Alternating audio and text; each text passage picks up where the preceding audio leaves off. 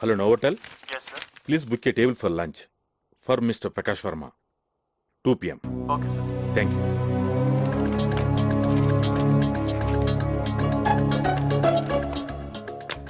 Hello. Hello Novotel. Yes. ఇప్పుడే ప్రకాష్ వర్మ పేరు మీద ఒక టేబుల్ బుక్ చేశారు కదా, Yes, sir. పక్కనే ఇంకో టేబుల్ బుక్ చేసుకోండి. Okay, sir.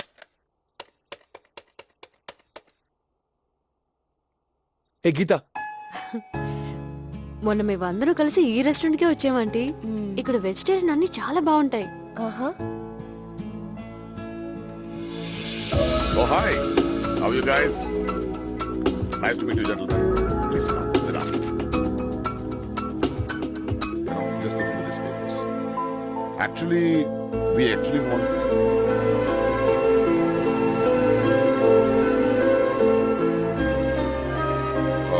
sorry, where was I? See this, yeah. This Adi, whole thing... soup order this cheyna? is just a sort of a beginning presentation, and we are one minute.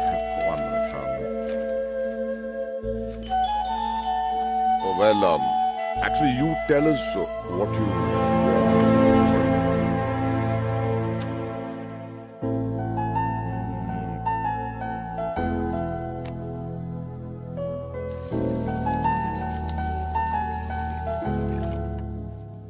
రే సిద్ధు, మంచి gym ఉంటే చెప్పరా.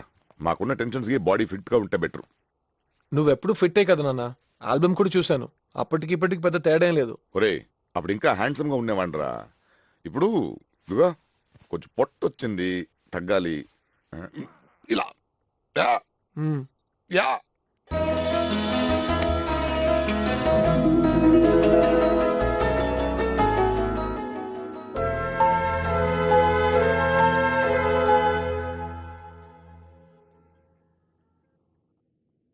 వాళ్ళిద్దరు కలిసిన విషయం గురించి అసలు ఏం మాట్లాడలేదు.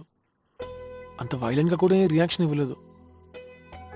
మన ఇన్నాళ్ళుగా చేసిన ప్రయత్నం వర్కౌట్ అవుతుందంటావా?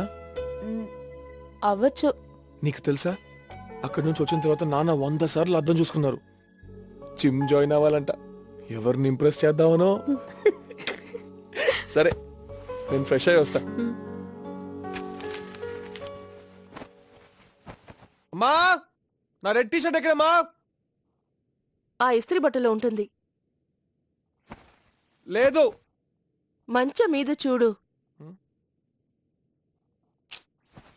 ఇక్కడ లేదమ్మా. అక్కడ లేకపోతే కబోర్డ్ లో వెతుకు ప్రకాష్. సరిగా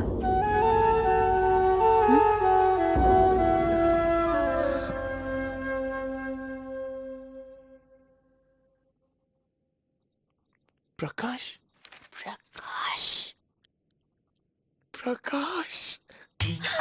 నా గొప్పేసిద్దు. నాన్న ఎప్పుడు నా పక్కనే ఉండటం నాకు ఇంపార్టెంట్. ఆయన నన్ను చూసుకున్నట్టు ఇంకెవరూ చూసుకోలేరు.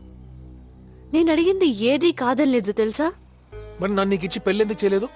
అసలు నీ దగ్గర ఏముంది నన్ను నీకిచ్చి పెళ్లి చేయాలి?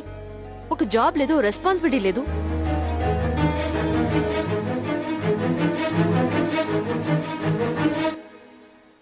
లైఫ్లో నువ్వు ఎప్పుడో ఒకప్పుడు రెస్పాన్సిబిలిటీ తీసుకుంటా